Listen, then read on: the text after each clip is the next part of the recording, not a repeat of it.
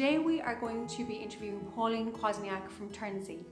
And today we're going to find out a little bit more about Irish culture and indeed Polish culture. So Pauline, tell me a little bit more about yourself and of course TurnedSee. Hi everyone, my name is Pauline Kwasniak. I'm a Polish-born entrepreneur based in Ireland, and I'm the CEO and founder of TurnedSee.com. And TurnedSee is a modern PR and venue sourcing platform specializing in Eastern European venues. So Pauline, when was the light bulb moment for you when culture really came to life? I was always surrounded by culture in my life. Even back in Poland, I had a lot of international friends. But I think when I moved to Ireland at 16, and I was the first foreign student in Cashel Community School in Ireland, is when the culture truly hit me. So you are originally from Poland, Pauline. Can you tell us a little bit about Polish people and what makes them special?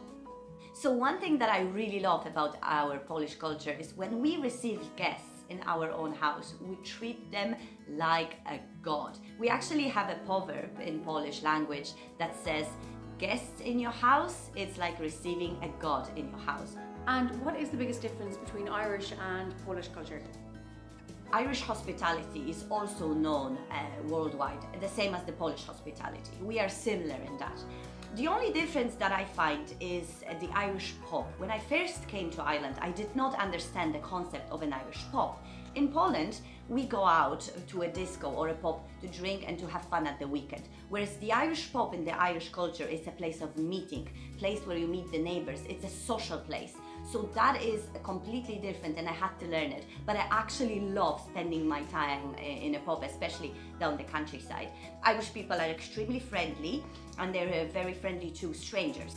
Polish people, it actually takes them a little bit more time to make a rapport with someone. But in fairness, we actually are very similar historically, culturally, and that's why I think Polish community is the biggest immigration community here in Ireland. What advice would you give to somebody moving to Ireland, and what is the biggest tip you would give somebody to help them integrate into Irish life? Well, my best advice, go to the pub and build some connections. This is what you do in Ireland. So true, Pauline. Pubs are such an important part of Irish life and Irish culture. Tell me, what is the #1 business faux pas for people doing business in Poland?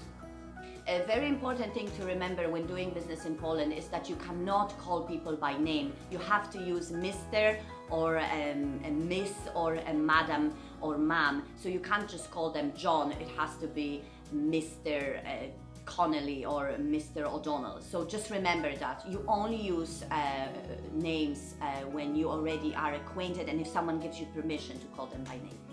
And what is your favorite culture and why?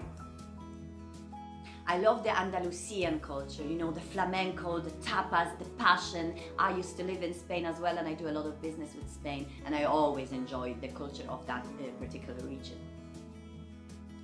And if you could have a night out with 3 people from 3 different cultures, which ones would they be? I would have it with Polish, Irish and Brazilian actually.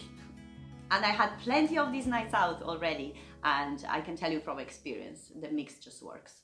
And what culture advice do you have for people doing business internationally? And what's the #1 thing to watch out for? So from my experience, I always try to learn a word or two in a foreign language, but also respect other people's culture. If you're in China, you know that you have to hand the business card with 2 hands. Just bear in mind the culture. Culture is something that sets you apart as a businesswoman and a businessman, and it will help you create meaningful relationships.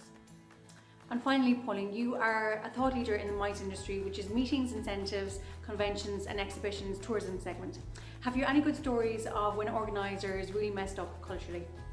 One that resonates with me is we were doing an Irish golf incentive in Portugal. We had 50 hungry Irish golfers waiting for some food, and the owner of the company, an Irish gentleman from Limerick, ordered some chicken wings and chips. And to our amusement, when we arrived to the pub, we were presented with crisps, because in other European countries, chips means crisps.